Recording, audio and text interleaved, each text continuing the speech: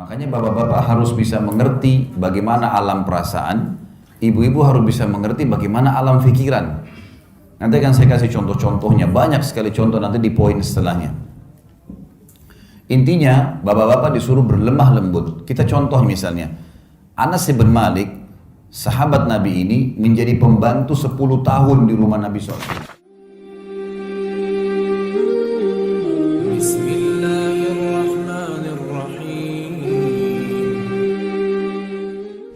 Nanti kita akan bahas di poin setelahnya, itu yang agak panjang kita jelaskan masalah mengenali karakter pasangan. Bapak-bapak, laki-laki selalu pakai akal, perempuan selalu pakai perasaan. Beda itu, beda sekali. Nah, kan kita berikan contoh-contohnya. Makanya bapak-bapak harus bisa mengerti bagaimana alam perasaan, ibu-ibu harus bisa mengerti bagaimana alam pikiran. Nanti akan saya kasih contoh-contohnya, banyak sekali contoh nanti di poin setelahnya. Intinya, bapak-bapak disuruh berlemah lembut. Kita contoh misalnya, Anas bin Malik, sahabat Nabi ini menjadi pembantu 10 tahun di rumah Nabi SAW. Dari umur 9 tahun sampai umur 19 tahun. Apa kata Anas?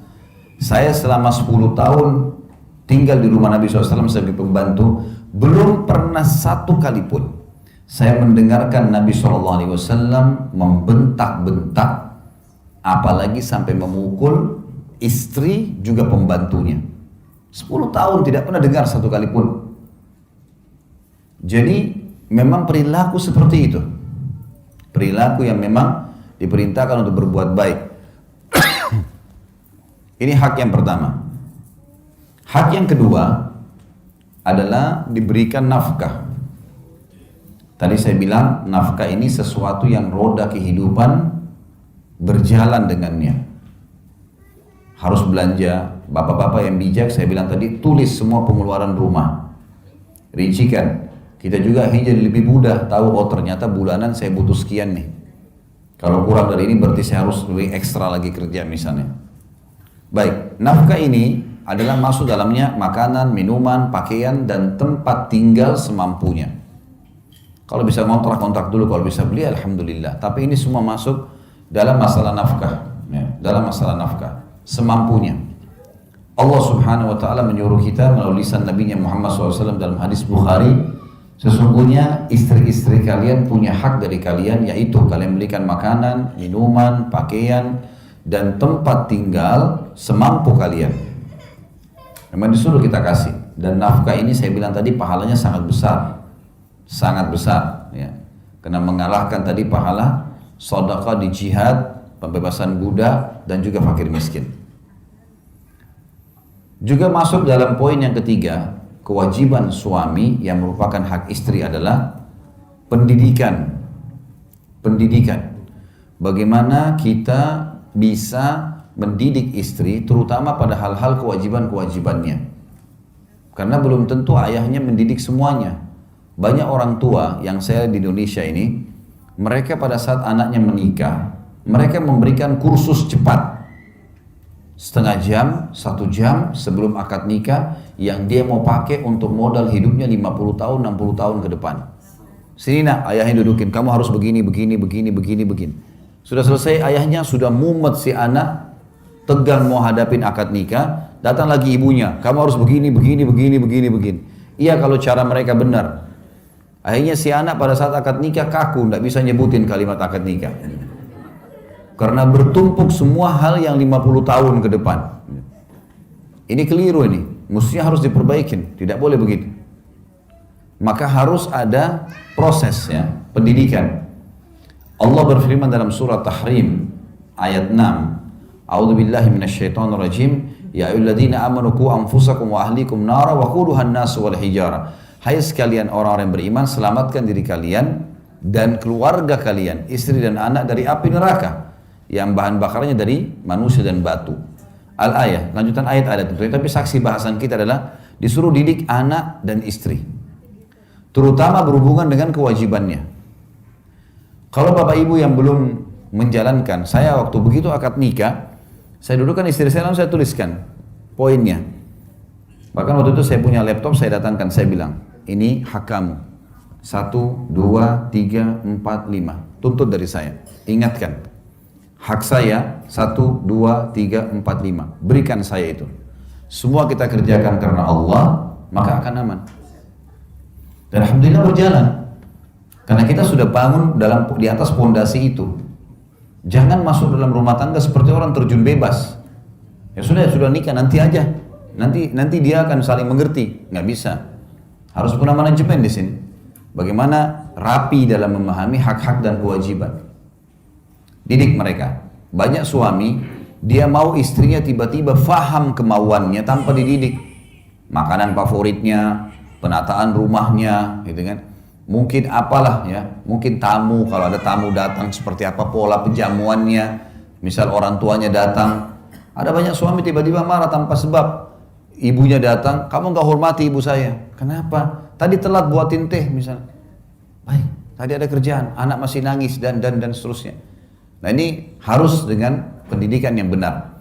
Ini harus dituntun teman-teman. Ada juga bapak-bapak, nanti akan kita singgung dalam masalah biologis dalam Islam. Mereka berharap istrinya melakukan sesuatu yang dia butuhkan dalam masalah biologis di ranjang. Tapi dia nggak bahasakan. Dia hanya mau tahu istrinya harus mengerti. Nanti juga kita akan bahas, ibu-ibu juga begitu. Angan-angannya dalam masalah biologis ada A, B, C, tapi dia nggak bahasakan ke suaminya. Mungkin karena merasa itu rancu, mungkin karena merasa itu aib, mungkin karena merasa nggak perlu, atau yang lebih parah adalah berharap pasangan faham tanpa dibahasakan. Ini nggak mungkin terjadi. Harus bahasakan. Saya begini. Seperti kalau kita lagi suka makanan, kita bilang, saya suka sekali sayur asam. Saya suka kalau tempe seperti ini. Dibahasakan sehingga pasangan kita tahu, gitu kan? Saya suka, ibu-ibu saya suka sekali kalau abang, kakak pakai baju seperti ini. Ya. Atau menggunakan pola berbicara seperti ini misalnya, dan seterusnya. Maka itu adalah harus dibahasakan, mendidik.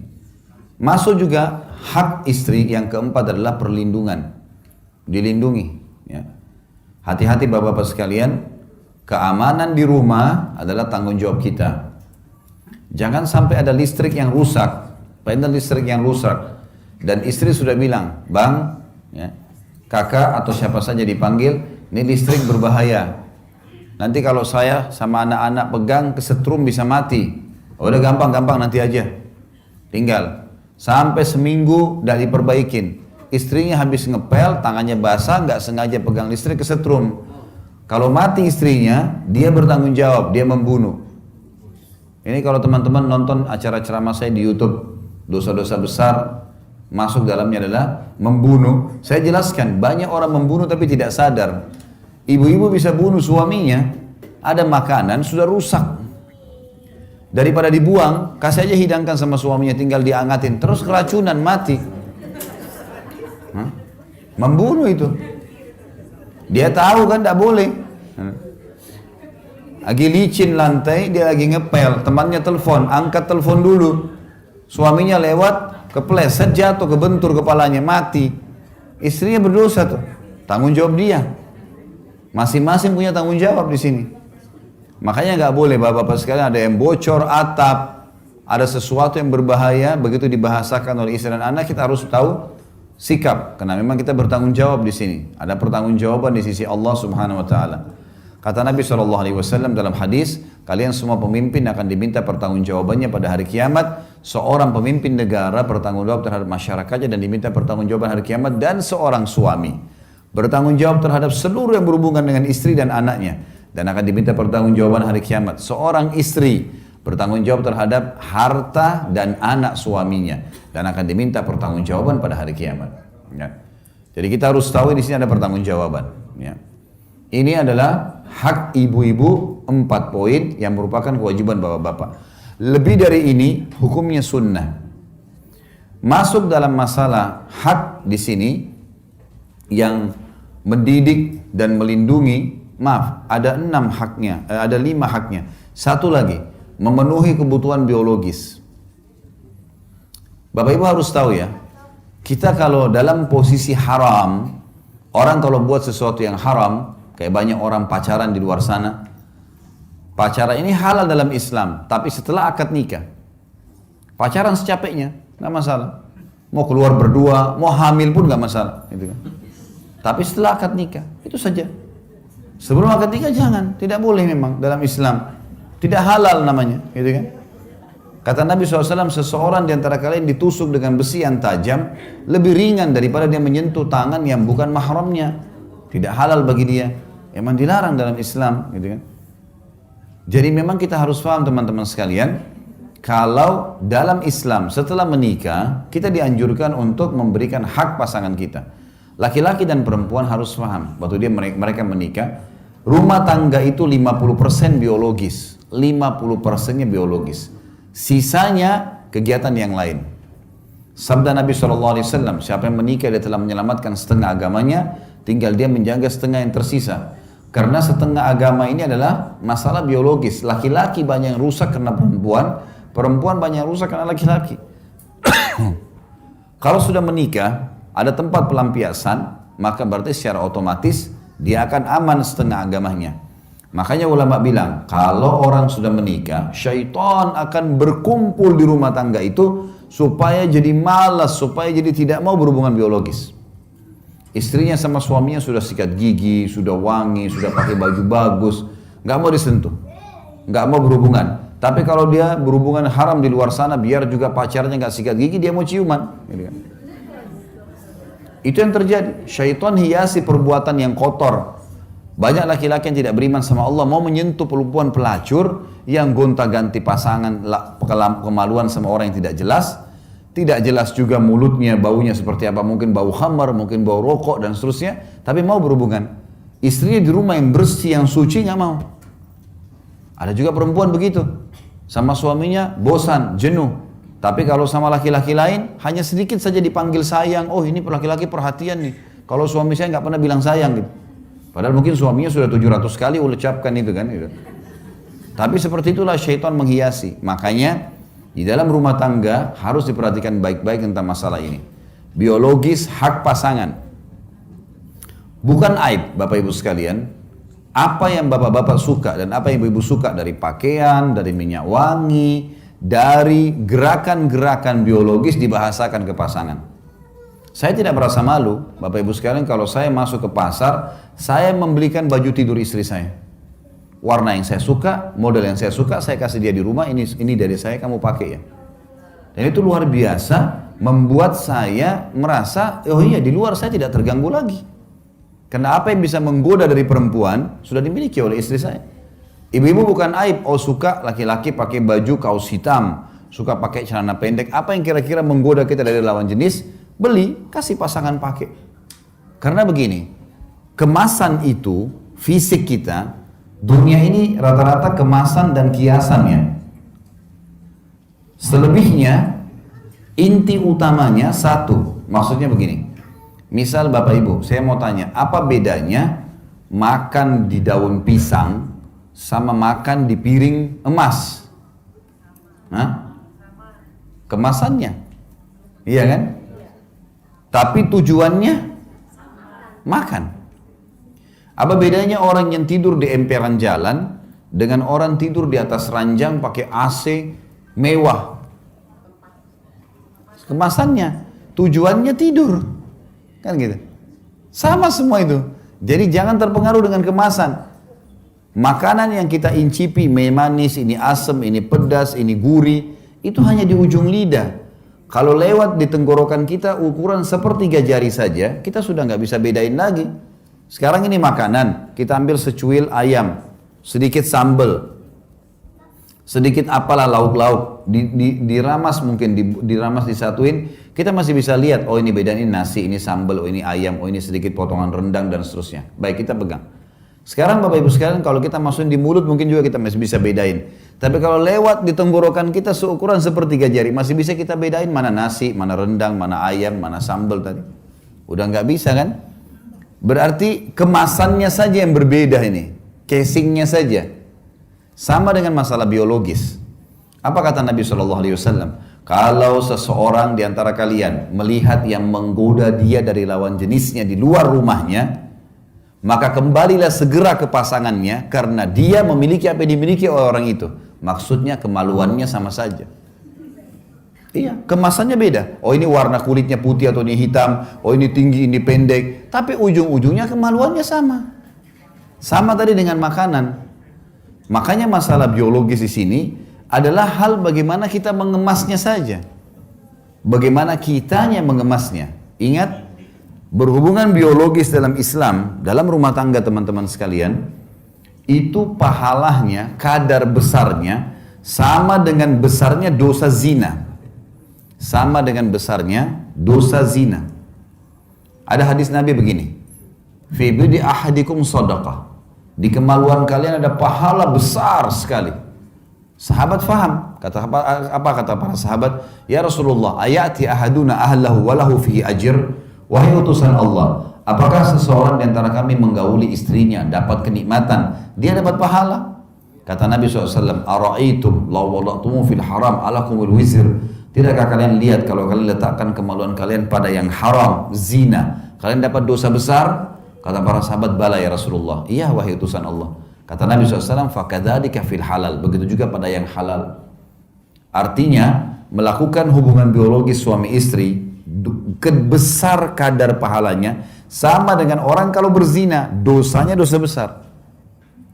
Makanya Abdullah bin Umar radhiyallahu anhu, beliau kalau puasa, Ramadan atau puasa sunnah, beliau buka puasa dengan beberapa butir kurma dengan air putih. Habis itu pulang ke rumahnya, habis sholat maghrib berjamaah sama Nabi SAW, pulang ke rumahnya berhubungan biologis dengan istrinya.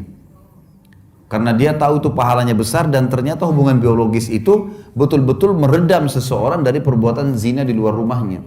Kalau sudah terlampiaskan kita jadi, orang itu kalau kenyang, dikasih makanan apapun tidak mau makan gitu. Susah dia untuk makan, sudah kenyang gitu kan. Maka itu perintah, makanya dijadikan sebagai sebuah kewajiban. Bapak-bapak harus hati-hati karena ibu-ibu ini suka dengan kejutan. Jadi kalau misalnya ibu-ibu ini sukanya kalau sudah dandan pakai baju bersih, dia mau suaminya tiba-tiba mengerti keadaan dia, suka mau didatangin langsung. Jadi jangan pulang kerja, tiba-tiba taruh tas, mana makanan? Saya capek, saya ngantuk, tidur. Istrinya sudah dandan tuh. Itu sudah cukup perang gitu kan. Oh ini istri suami saya nggak perhatian, orangnya nggak romantis, orangnya nggak ini. Padahal karena tidak mengerti saja. Kalau pulang ke rumah, sudah ada lipstik di bibir, sudah minyak wangi, sudah pakai baju, letakin tas, layani dulu. Karena itu tujuannya. Dia mungkin tidak mau ucapkan. Jadi harus pengertian. Dan itu hak istri, melayani biologis. Masuk dalam masalah ini adalah berhias, tapi dengan cara laki-laki. Abdullah bin Umar mengatakan radhiyallahu anhuma, Abdullah bin Abbas, beliau mengatakan, aku suka berhias untuk istriku, sebagaimana aku suka dia berhias untukku. Karena Allah berfirman, walahunna mithlu ladzi alaihinna bil ma'ruf, dan para istri memiliki hak yang seimbang dengan kewajibannya. Maka Abdullah bin Abbas memberikan pelajaran kepada kita, dia akan pakai minyak wangi yang istrinya suka. Dia akan menjaga bau badannya. Banyak suami kadang-kadang egois. Dia mau istrinya selalu wangi, tapi dia sendiri apeknya luar biasa. Gitu kan? Ini nggak boleh. Mesti dia tahu. Ada sunnah-sunnah Nabi SAW, disuruh potong kuku, disuruh potong kumis, disuruh cukur bulu ketiak, disuruh cukur bulu kemaluan. Nabi SAW selalu meletakkan wangi-wangian dari leher beliau sampai ke kaki. Maaf, dari kepala beliau sampai ke kaki. Di kepala seringkali beliau menggunakan cairan air yang wangi. Sampai kadang-kadang netes dari rambut Nabi SAW itu baunya wangi. Dan beliau meletakkan serbuk wangi dari leher sampai kaki. Yang beliau suruh istrinya meletakkan dari negeri Syam. Ya. Itu suruh letakkan, kecuali kemaluan beliau letakkan sendiri. Nabi SAW gemar selalu bersiwak selain pakai minyak wangi. Sampai beliau mengatakan, dicintakan dunia kepadaku karena adanya kaum wanita. Adanya ibu yang dibakti, adanya istri yang dijadikan sebagai sahabat, adanya anak yang dibidik sehingga bisa masuk surga, anak perempuan, adanya saudari juga yang dilindungin. Saya dicintakan dunia, kata Nabi, karena ada wanita-wanita ini. Ada ibu yang saya bakti, ada istri yang saya jadikan sahabat, ada anak yang saya akan didik sampai menikah, dan ada saudari yang saya lindungin. Gitu kan. Dan juga minyak wangi. Nabi SAW gemar dengan minyak wangi. Maka bapak-bapak juga harus begitu. Apa kata Nabi SAW? Sebaik-baik minyak wangi bagi laki-laki yang keras baunya. tapi buram warnanya. Dan sebaik-baik minyak wangi bagi perempuan yang terang warnanya dan lembut baunya, gitu kan. Laki-laki disuruh selalu. Maka kita wangi, bersih, memang itu perintah. Nabi SAW tidak pernah masuk rumah Bapak Ibu sekalian, Bapak-Bapak terutama, kecuali sudah menjaga bau mulutnya. Tidak pernah tidak bersiwak. Jadi harusnya begitu, gitu kan. Ada suami dia tidak mengerti. Bau, pulang kerja, kemudian tiba-tiba dilihat istrinya sudah cantik, langsung saja mau main gauli. Padahal dia baunya luar biasa gitu. Istrinya nolak, neraka. Kan bahaya ini. Loh iya, daya ini suami neraka loh. Jadi istrinya kesian sambil layan sambil tutup hidung tuh. Ini nggak boleh ini. Harus ngerti. Makanya dalam Islam boleh berbohong dalam memuji pasangan. Misal, ibu-ibu mau suaminya mandi, begitu masuk kerja sudah tahu dia akan mendekat, bilang, Masya Allah, belum mandi ada sudah ganteng. Apalagi kalau sudah mandi. Jangan bilang, aduh bau, sana-sana mandi dulu. Nah, tersinggung dia, nggak bisa. Nanti kita bahas di karakter. Laki-laki itu punya sifat kepemimpinan. Maaf, walaupun orangnya pendek, kecil, tetap saja punya sifat kepemimpinan. Nggak bisa. Gini caranya. Kalau ibu-ibu bapak sekalian punya anak laki-laki sama anak perempuan, bedain begini caranya. Coba praktekin ya. Kasih makanan anak laki-laki kita dengan anak perempuan, tapi caranya ambil nasi itu sedikit lempar di hadapannya. Ini nak, makan. Kalau anak laki-laki, karena dia punya sifat kepemimpinan, dia tidak akan makan tuh. Dia ambil sendok, dibuang-buang nasinya. Dia rasa tercoreng kepemimpinannya. Dari kecil sudah begitu tuh. Anak perempuan kita kasih makan, nak, dimakan sama dia biasa. Tidak ada masalah buat dia. Jadi hati-hati dalam menghadapi pasangan, karena ada hal-hal yang seperti nanti kita lebih jelas masalah di karakter ya. Tapi ini contoh. Sama juga suami begitu, dia pulang rumah, istrinya lagi cuci baju, keringatan, gitu kan. Sama dia bisa bahasakan, Masya Allah, belum mandi sudah cantiknya begini. Apalagi kalau sudah mandi, nanti lari ambil handuk tuh. Dia mandi sendiri nanti. Kalau pasangan bilang, sebentar, jangan dulu saya mandi dulu ya. Kasih waktu mandi. Jangan bilang, sudah saya nggak sabar. Nggak boleh. Karena sensitif dalam masalah biologis, jangan pernah biarkan ada celah. Saya bilang sama istri saya, jangan biarkan ada celah di mana nanti saya tidak suka sesuatu atau kau tidak suka sesuatu. Mungkin bau mulut, mungkin bau badan, mungkin bau baju. Jangan nih. Sensitif sekali. Orang kalau dalam masalah biologis ini sensitif segala-galanya. Gitu kan? Makanya harus hati-hati. Nabi SAW setiap masuk rumah pasti sikat gigi. Pasti pakai siwak maksud saya. Sampai beliau mau meninggal selalu pakai siwak. Selalu pakai serbuk-serbuk yang wangi. Beliau selalu menjaga. Sampai para sahabat mengatakan kami kalau salaman dengan Nabi SAW, bau wanginya tercium sampai 3 hari. Jadi saking wanginya Nabi SAW, saking gemarnya. Jadi memang harus begitu memang. Royal dengan masalah hal-hal seperti ini. Jadi pasangan nyaman. Ya. Juga banyak hadis Nabi SAW yang berbunyi, hati-hati dalam masalah adab-adab jima ini. Nanti akan kita bahas kalau tidak salah di poin ke-18 atau nanti ada sebentar ada kiat ke-18. Masalah nikmatilah pasanganmu diantaranya adalah dalam masalah biologis. Nanti kita akan bahas masalah itu insya Allah. Baik, ini hak istri. Jadi ada 5 ya. Muasyarah bil ma'ruf, ya, perilaku yang baik, nafkah, masuk dalamnya makan, minum dan rumah serta pakaian semampu suami. Kemudian yang ketiga adalah pendidikan, bagaimana mendidik dia dari hal-hal yang berhubungan dengan kewajiban dalam agama. Yang keempat, melindunginya ya, dari rumah yang bocor, dari bahaya-bahaya yang akan datang dan seterusnya. Bahkan kalau ada laki-laki yang membela istri dan anaknya kemudian dibunuh, mati syahid, membela kehormatan keluarganya. Yang terakhir memenuhi kebutuhan biologisnya ya. Dalam masalah biologis nanti juga akan kita beratkan Bapak Ibu sekalian. Nabi SAW ingatkan baik-baik. Bukan dari golonganku orang yang tidak mulai dengan cumbuan. Jadi memang harus dengan sentuhan, dengan bahasa, dengan ciuman. Tidak boleh orang buru-buru dalam masalah biologis. Bahkan Nabi SAW mengatakan bukan dari golonganku.